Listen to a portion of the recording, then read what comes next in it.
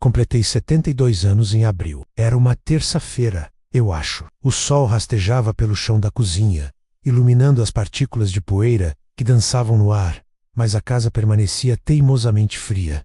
Minha filha não ligou. Isso não é uma reclamação, nem um pedido de simpatia. É simplesmente um fato, tão frio e implacável quanto a bancada de mármore sob minhas mãos. A última vez que ouvi a voz de Emily foi há 11 anos. Não foi um grito ou uma despedida dramática. Foi o som de uma porta se fechando, não batida, apenas encostada menos com uma finalidade que eu era orgulhoso demais para reconhecer na época. Lembro-me de pensar, com clareza, que ela iria se acalmar. Achei que ela perceberia que o silêncio de um pai é apenas outra forma de proteção. Mas ela não percebeu. E agora, sento-me em uma casa cheia de móveis caros, que um dia pertenceram a uma família, imaginando como um homem pode perder tudo o que construiu sem nunca aumentar o tom de voz. Meu nome é Harold.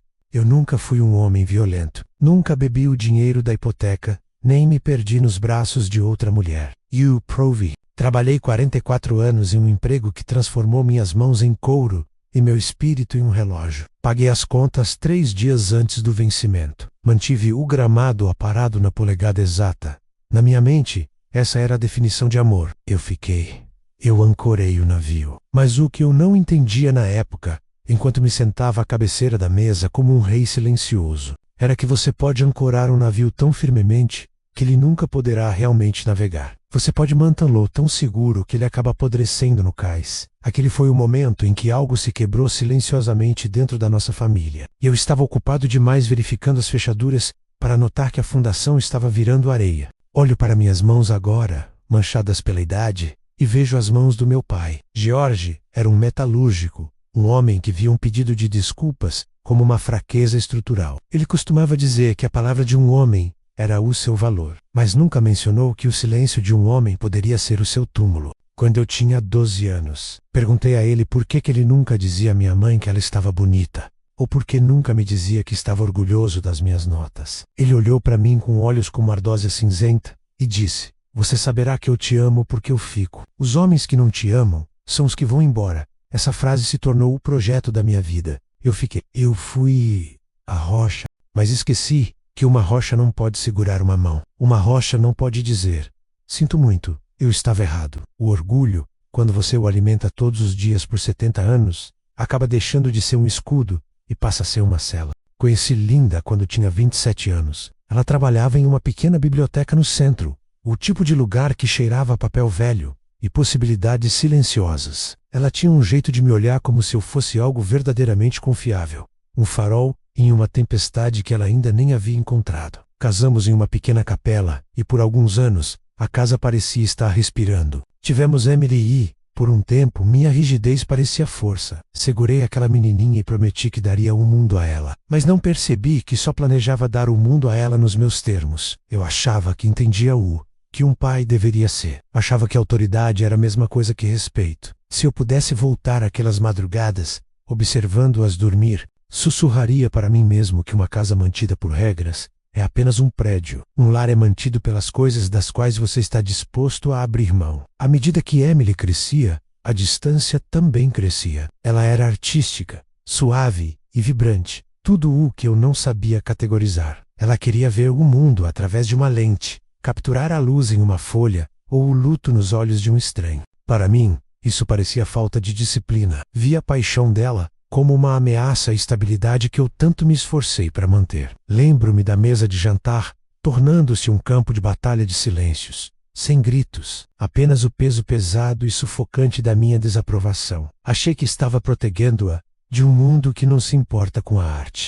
Na verdade, eu estava protegendo meu próprio ego de uma filha que não precisava da minha permissão para ser inteira. Essa decisão me acompanhou por anos, e mesmo agora, o silêncio desta cozinha parece o eco de cada palavra que escolhi não dizer. Os anos da adolescência são frequentemente descritos como uma tempestade, mas em nossa casa foram uma seca. O riso que costumava ecoar nos corredores não morreu de repente. Ele evaporou gota a gota, até que o ar parecesse quebradiço. Emily começou a carregar uma câmera para todos os lugares, uma coisa volumosa, de segunda mão, que ela comprou com o dinheiro de um emprego de verão, que eu não queria que ela aceitasse. Ela parou de olhar para o mundo diretamente e começou a olhá-lo através de uma lente. Eu vi aquilo como uma distração, uma fase que eventualmente desmoronaria sob o peso da realidade. Eu me sentava em minha poltrona, o jornal servindo de escudo entre nós, e ouvia o som abafado dela e de Linda conversando na cozinha. Eu podia ouvir a empolgação na voz de Emily quando ela falava sobre luz,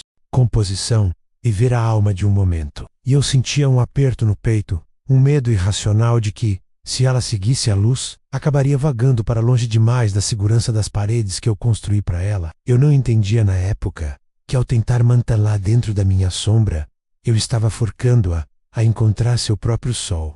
Uma noite, durante seu último ano do ensino médio, a tensão finalmente encontrou seu ponto de ruptura. Estávamos jantando, bolo de carne e purê de batatas, uma refeição tão previsível quanto as minhas expectativas. Emily colocou um folheto na mesa.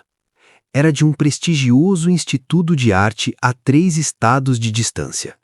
Seus olhos brilhavam com um tipo de esperança que me fazia se sentir perigosamente pequeno. Ela me disse que queria se candidatar. Disse que tinha um portfólio pronto. Eu nem olhei para o folheto, nem sequer o peguei. Apenas dei outra garfada no meu jantar e disse: "Arte é um hobby, Emily, não é uma vida. Você vai para a faculdade local, vai estudar administração ou enfermagem e terá uma base. Não vou pagar para você aprender a tirar fotos de árvores." O silêncio que se seguiu foi tão pesado que eu podia ouvir o relógio tic-taqueando no corredor. Achei que estava sendo pai. Achei que estava sendo a parede que a protegia do vento. Não percebi que uma parede não apenas bloqueia o vento, ela bloqueia a vista. Linda falou então, com a voz tremendo, mas firme. "Harold, ela é talentosa. Você nem olhou para o trabalho dela." Olhei para minha esposa, essa mulher que foi minha âncora por 20 anos e senti uma onda de traição. No meu mundo, a família era uma unidade, e a unidade tinha um líder. Ao me questionar, ela não estava apenas defendendo Emily, ela estava desmantelando a única maneira que eu conhecia de ser homem. "O assunto está encerrado", eu disse. Era minha frase favorita. Era a arma definitiva dos orgulhosos. Ela me permitia vencer a discussão sem nunca ter que ouvir o coração. Emily não chorou. Ela apenas pegou o folheto, olhou para mim com uma clareza fria e penetrante que ainda vejo quando fecho os olhos à noite e saiu da sala. Achei que tinha vencido. Sentei-me ali, terminando minha refeição, convencido de que assim que a picada inicial passasse, ela me agradeceria por meu pragmatismo. Achei que entendia a dor. Eu estava errado. A verdadeira dor não é a discussão, é o silêncio que vem depois que você finalmente fez todos pararem de falar com você. Meses se passaram. Vivemos como fantasmas em uma assombração compartilhada. Emily se candidatou de qualquer maneira. Ela passou. Ela não me contou, mas vi os envelopes. Imaginei que ela acabaria vindo até mim, admitindo que não podia pagar e pedindo ajuda. Eu estava esperando por esse momento de rendição para poder oferecer graciosamente um caminho de volta ao meu modo de pensar. Mas a rendição nunca veio. Em vez disso, notei que Linda estava diferente.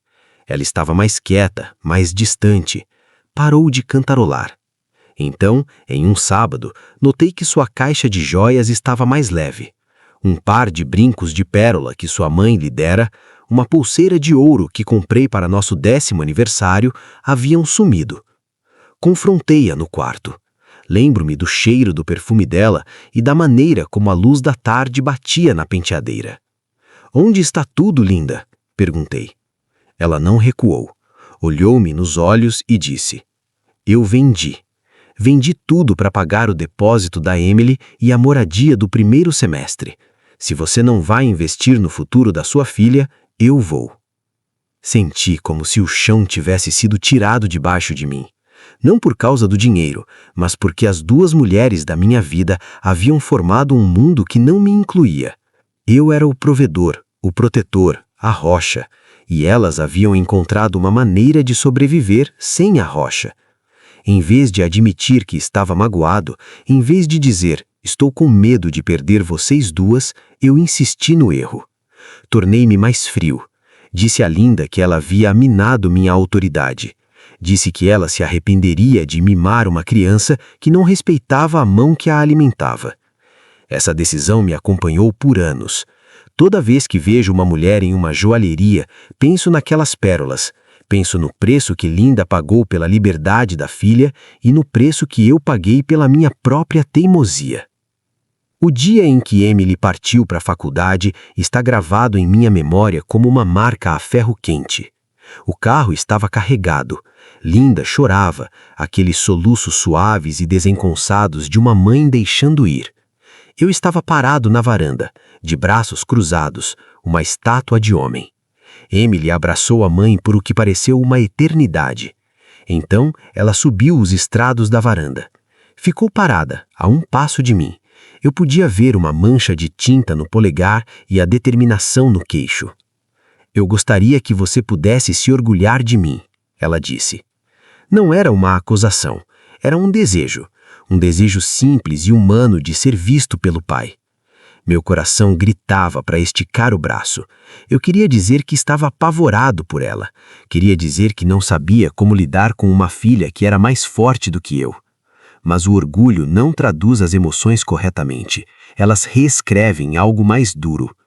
Eu olhei para ela e disse: quando você escolher uma carreira de verdade, eu terei. Ela não recuou, apenas assentou, virou as costas e caminhou para o carro. Não olhou para trás.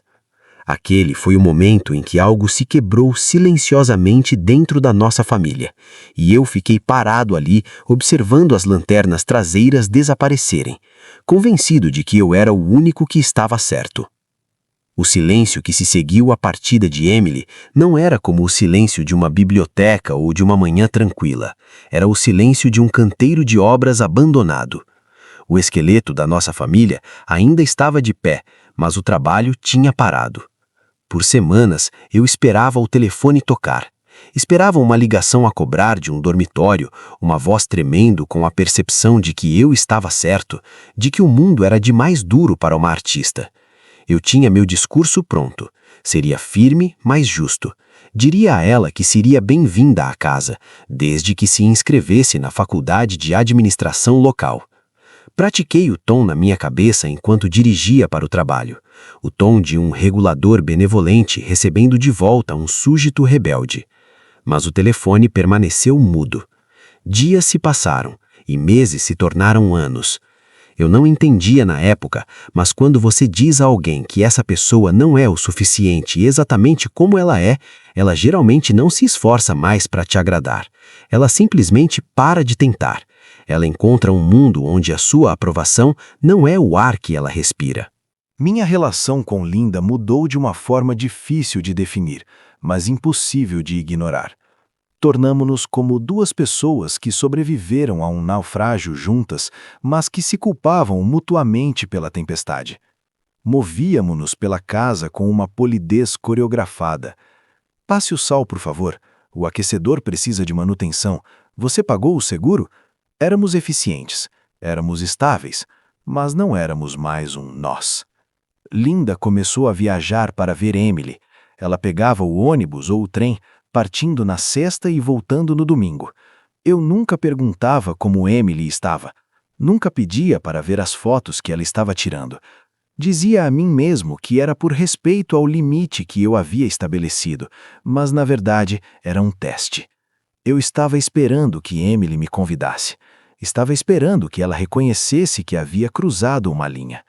Achei que o tempo acabaria por corroer a teimosia dela, mas esqueci de quem era o sangue que corria em suas veias. O orgulho é um veneno lento. Ele faz você pensar que está mantendo sua posição, quando na verdade está apenas cavando sua própria sepultura. Lembro-me de uma noite específica, cerca de 3 anos depois que Emily partiu. Linda chegou em casa de uma visita, com os olhos brilhantes de uma forma que eu não via há anos. Ela se sentou à mesa e colocou um pequeno livro impresso na minha frente. Era uma coleção das fotografias de Emily de sua primeira grande exposição.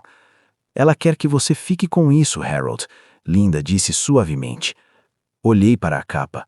Era uma foto em preto e branco de um homem idoso sentado em um banco de praça, suas sombras longas e irregulares na calçada. A composição era impactante. Era linda. Por uma fração de segundo senti uma onda de orgulho genuíno e avassalador. Aquela era minha filha. Ela tinha visto aquela luz, tinha capturado aquele momento. Eu quis abrir o livro e devorar cada página, mas então olhei para Linda, que me observava com uma expressão esperançosa e desesperada. Se eu abrisse aquele livro, estaria admitindo que estava errado. Estaria admitindo que a arte podia ser uma vida, que Emily tinha talento e que minha proteção fora uma gaiola. Eu não o abri. Empurrei-o de volta pela mesa. Fico feliz que ela esteja se mantendo ocupada, eu disse, minha voz tão plana quanto uma pedra de amolar. Mas ela ainda não se desculpou pela forma como partiu. O rosto de Linda não desmoronou, nem sequer mudou. Ficou apenas vazio. Ela pegou o livro, levantou-se e foi para o quarto. Aquela foi a noite em que ela parou de dormir em nossa cama. Mudou-se para o quarto de hóspedes, o antigo quarto de Emily. Disse-me que era por causa do meu ronco, mas ambos sabíamos a verdade. Eu escolhera um princípio em vez do coração da minha filha. E ao fazer isso, finalmente perdera o respeito da minha esposa. Achei que entendia o que era força naquela época. Achei que ser imóvel era a marca de um homem. Não percebi que as coisas mais fortes da natureza, as árvores que sobrevivem ao furacão, são as que sabem se curvar. Ao me recusar a dobrar, eu estava garantindo que acabaria quebrando. Os anos que se seguiram são um borrão cinzento. Me aposentei aos 65 anos. Achei que aproveitaria a liberdade, a paz que tanto trabalhei para financiar. Mas a aposentadoria para um homem como eu é algo perigoso. Sem a estrutura do escritório, sem os títulos e as listas de tarefas, fiquei sozinho com os ecos das minhas próprias escolhas. Passava os dias mantendo uma casa grande demais para mim. Pintava as venezianas, consertava o vazamento no porão, realizava os rituais de um provedor para uma família que não estava lá para ser provida. Via fotos de Emily na internet, ela estava mais velha agora, com o cabelo mais curto, em galerias em Nova York ou Londres. Ela parecia feliz, parecia inteira. Dizia a mim mesmo que ela parecia assim por causa da disciplina que eu havia incutido nela. Tentava levar o crédito pelo sucesso dela, enquadrando-o como uma reação à minha dureza. Era a única maneira que eu conseguia viver comigo mesmo. Linda e eu vivemos como colegas de quarto por quase uma década. Compartilhávamos uma cozinha, um telhado e uma história, mas não compartilhávamos uma vida. Eu a observava pela porta enquanto ela falava ao telefone com Emily, lindo, contando segredos, discutindo coisas que eu nunca saberia. Sentia-me um fantasma em minha própria casa. Queria entrar lá e pegar o telefone e apenas dizer olá. Mas o que se diz depois de 10 anos de silêncio?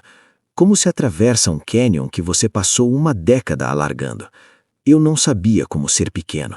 Não sabia como dizer, senti sua falta.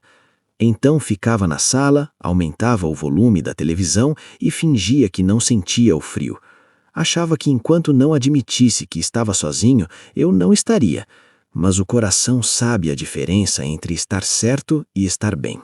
E eu não estava bem. Há 5 anos, uma carta chegou. Não era uma conta, nem um folheto, era um envelope cor de creme com a caligrafia de Emily na frente, clina, cursiva e confiante. Sentei-me à mesa da cozinha por 20 minutos apenas encarando-o, antes de ter coragem de deslizar o polegar sob a aba. Em volta havia uma simples folha de papel. Ela ia se casar. Escreveu que passara muitos anos com raiva, mas que não queria mais esse peso na sua vida. Queria que eu soubesse que ela estava feliz. Queria que eu soubesse que ela estava bem. Mas enquanto revistava o envelope, com o coração afundando no estômago, percebi que não havia convite. Sem data, sem local, era apenas uma notificação. Um fechamento de capítulo. Ela não estava pedindo minha benção, estava me informando que encontrara uma família por conta própria. Lembro-me de que a luz na cozinha naquela manhã pareceu particularmente dura, expondo cada rachadura no linóleo e cada ruga em minhas mãos. Queria pegar o telefone. Cheguei a esticar o braço, mas uma voz na minha cabeça, a voz do meu pai, sussurrou. Se ela quisesse que você estivesse lá, teria pedido. Não vá onde você não é desejado. Achei que estava preservando minha dignidade. Não percebi que estava apenas polindo minha solidão. Aquele foi o momento em que percebi que vencer cada discussão por 30 anos me deixou com uma sala de troféus cheia de nada além de ecos. Eu venci a discussão sobre a faculdade de artes, venci a discussão sobre a carreira de verdade dela, e agora venci o direito de ser ignorado no dia mais importante da vida dela. Linda, é claro, foi convidada. Ela passou semanas se preparando, comprando um vestido que a fazia parecer a mulher que eu conheci naquela biblioteca, suave, radiante e esperançosa. Ela não esfregou na minha cara, nem sequer perguntou se eu iria. Apenas fez a mala e esperou pelo táxi. Fiquei parado junto à janela, observando-a partir, e pela primeira vez na vida, senti o peso absoluto e terrível de estar certo. Eu estava certo sobre as regras, certo sobre a disciplina, certo sobre os princípios, e estava parado em uma casa vazia enquanto minha esposa ia celebrar a vida da nossa filha sem mim. Achei que eu era o pilar da família, mas você não pode ser um pilar se não houver mais telhado para sustentar. Mas essa não foi a parte mais difícil. A parte mais difícil foi quando Linda voltou. Ela me mostrou as fotos, tentou me contar sobre o homem com quem Emily se casara, um arquiteto quieto que olhava para ela com o tipo de devoção que você só vê em filmes, como Linda disse. Eu saí da sala. Disse a ela que tinha trabalho para fazer no jardim. Passei 4 horas arrancando ervas daninhas que não existiam, com o peito doendo com uma pressão que eu não sabia nomear. Achei que estava me protegendo da rejeição, mas na verdade estava rejeitando a única chance que me restava de reconciliação. Acreditei que se ficasse em silêncio por tempo suficiente, elas acabariam tendo que vir até mim. Acreditei que o tempo estava do meu lado. Mas o tempo é um ladrão, e ele não devolve o que rouba. Ele apenas segue em frente, indiferente aos homens que acham que podem esperar mais do que ele.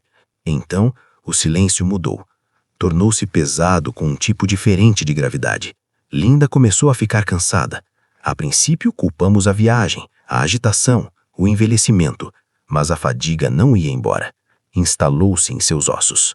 Há 2 anos, a palavra câncer entrou em nossa casa. E de repente, meu orgulho pareceu algo muito pequeno, muito inútil. Ele não podia pagar pelos tratamentos, não podia parar a dor, não podia me dar as palavras para dizer o quanto eu precisava que ela ficasse. Passei meses em salas de espera de hospitais, cercado por outros homens que se pareciam exatamente comigo, ombros erguidos, mandíbulas cerradas, apavorados com a vulnerabilidade que vem ao amar alguém que você pode perder. Percebi então que passei a vida inteira tentando ser o homem da casa, mas nem sabia como segurar a mão da minha esposa sem sentir que estava entregando algo. Lembro-me de uma noite na ala de oncologia. As luzes estavam baixas e o único som era o chiado rítmico das máquinas. Linda olhou para mim, seu rosto magro e pálido contra o travesseiro branco, e disse: Harold, liga para ela. Por favor, antes que seja tarde demais. Eu sabia o que ela queria dizer. Ela não estava falando do tempo dela. Estava falando do meu. Estava tentando me salvar do silêncio que ela sabia que estava chegando. E mesmo ali, com a vida da minha esposa se esvaindo bem na minha frente, eu hesitei. Disse a ela: ela sabe onde eu estou, Linda. Ela tem o número. Achei que estava sendo coerente. Achei que estava mantendo a ordem das coisas. A realidade é que eu era apenas um covarde que tinha mais medo de um telefonema estranho do que de uma vida inteira de arrependimento. Assisti a mulher que mediou minha vida por 40 anos se afastar lentamente. E fiquei atrás da minha parede, esperando por um sinal que eu já havia perdido há 1 década. Linda faleceu numa terça-feira. Estava chovendo, não uma tempestade dramática, apenas uma garoa cinzenta e persistente que parecia penetrar nos próprios tijolos da casa. Lembro-me de estar sentado ao lado da cama dela no hospital, o silêncio entre nós finalmente absoluto. Eu não liguei para Emily até o último momento. Quando finalmente liguei, minha voz estava firme como uma rocha, e a dela também. Falamos como 2 parceiros de negócios discutindo a liquidação de um empreendimento fracassado. Ela se foi, Emily. Houve uma longa pausa do outro lado, o tipo de silêncio que contém uma vida inteira de coisas não ditas. Eu sei, Ela sussurrou. Eu senti. Ela não me perguntou como eu estava. Eu não disse a ela que estava desmoronando. Desligamos, e fiquei em um quarto que cheirava a antisséptico e ao fim de um casamento de 40 anos. Achei que estava sendo forte ao não desabar. Achei que estava mantendo minha dignidade. Mas quando caminhei para o carro, percebi que dignidade é um cobertor muito frio quando se dorme sozinho. O funeral foi um borrão de guarda-chuvas pretos e sussurros educados. Emily ficou a alguns metros de mim o tempo todo. Ela parecia tanto com Linda, a mesma suavidade ao redor dos olhos, mas carregava minha mandíbula, meu por, meu aço. Éramos dois ímãs com a mesma polaridade, repelidos pelas mesmas coisas que nos tornavam semelhantes. Quis caminhar até ela. Quis colocar meu braço ao redor dela e dizer que sentia muito, não apenas pela faculdade de artes, não apenas pelo casamento, mas por todas as vezes que escolhi ser o pai, em vez de ser o pai dela. Quis dizer a ela que mantive aquele livro de suas fotografias na gaveta de cima do meu criado de mesa por anos na minha casa, olhando para ele todas as noites quando a casa ficava silenciosa demais. Quis dizer que tinha orgulho dela, mas fiquei ali, enraizado na lama que eu mesmo criei, incapaz de atravessar 1 metro de grama que nos separava. Eu não sabia como ser o primeiro a se mover. Passei 70 anos aprendendo a manter minha posição e nunca aprendi a caminhar em direção a alguém. Após o serviço, as pessoas começaram a se dispersar. Emily se aproximou de mim por último. Ela não parecia mais zangada. Essa foi a parte mais dolorosa. A raiva havia sumido, substituída por uma gentileza calma e distante.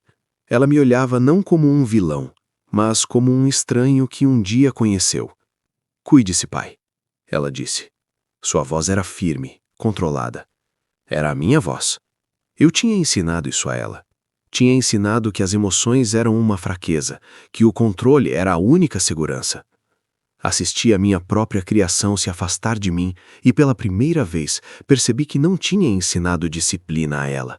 Eu tinha ensinado distância. Quis esticar o braço e segurar a mão dela, puxá-la para um abraço e chorar como uma criança, mas o peso do meu orgulho era como uma barreira física. Apenas assenti e disse, "Você também, Emily." Essas foram as últimas palavras que trocamos. Fiquei naquele cemitério até o sol se pôr, o vencedor de cada discussão que já tivemos. Sozinho, diante da única mulher que realmente me amou. Agora tenho 72 anos. Acordo cedo porque a cama parece grande demais se eu ficar nela depois do amanhecer. Arrumo minha cama com precisão militar. Faço meu café. Leio o jornal de ponta a ponta, até as sessões que não me interessam, apenas para preencher as horas. A casa ecoa de uma forma que nunca ecoou quando Linda estava aqui. Às vezes entro no antigo quarto de Emily. As paredes ainda são daquele azul pálido e empoeirado. Há uma sombra retangular tênue na parede onde uma de suas pinturas costumava ficar antes de eu obrigá-la a tirar todas. Fico parado naquele quadrado de luz e a imagino aos 16 anos, com as mãos manchadas de tinta azul, olhando para mim com esperança. Vejo-me balançando a cabeça. Vejo-me escolhendo estar certo em vez de estar perto. Achei que estava construindo um futuro para ela. Na verdade, eu estava apenas construindo um muro. Percebi tarde demais que a definição de amor do meu pai era uma mentira. Ficar não é o suficiente. Prover não é o suficiente. O amor não é uma estrutura que você constrói e depois deixa em paz. É algo vivo que exige que você seja pequeno às vezes. Exige que você diga, eu não sei, eu estava errado e eu preciso de você. Achei que autoridade significava nunca admitir falhas, mas eu estava errado. Autoridade sem humildade é apenas tirania, mesmo que praticada em uma casa suburbana tranquila. Venci a batalha pela carreira da minha filha, venci a batalha pela obediência da minha esposa e venci a batalha pelo meu próprio orgulho. E o prêmio por todas essas vitórias é este: uma casa silenciosa, uma cozinha fria e um telefone que nunca toca. Se você está ouvindo isso e está guardando rancor porque acha que está certo, por favor, olhe para mim. Olhe para o homem que me tornei. Estar certo é a vitória mais solitária do mundo. Você pode ser a pessoa mais correta da sala e ainda assim ser a única que restou nela. Não espere pelo funeral para perceber que queria dar um abraço. Não espere pelo silêncio para perceber que tinha algo a dizer. Meu nome é Harold e tenho 72 anos. Tenho tudo o que um homem deveria desejar e não tenho absolutamente nada. Emily, se você algum dia ouvir isso, eu sempre tive orgulho. Eu só não sabia como te dizer sem sentir que estava me perdendo. Não percebi que, ao perder meu orgulho, eu teria encontrado minha filha. Para aqueles de vocês que ainda estão trilhando seu caminho, eu pergunto isto. Se você tivesse que escolher entre estar certo e ser amado, qual escolheria hoje?